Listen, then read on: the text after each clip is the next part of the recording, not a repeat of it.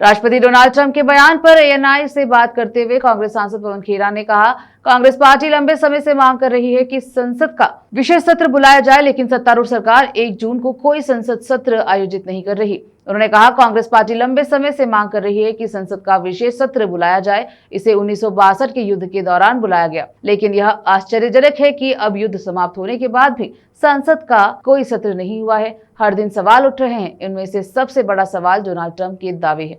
हम संघर्ष विराम की शर्तों को भी जानना चाहते हैं। यह इतना अचानक और अमेरिकी राष्ट्रपति द्वारा घोषित क्यों किया गया? सीडीएस के बयानों में फिर कई सवाल खड़े किए हैं। सरकार को आगे आने की जरूरत है। देश को हमारी रक्षा तैयारियों को जानने की जरूरत है। बिल्कुल सही बात है। अरसे से कांग्रेस पार्टी लगातार ये मांग कर रही है कि एक विशेष सत्र बुलाया जाएगा। 1962 के युद्ध के दौरान बुलाया जा सकता था, अब युद्ध के अंत में भी नहीं बुलाया जा रहा। ये बड़ी हैरानी की बात है।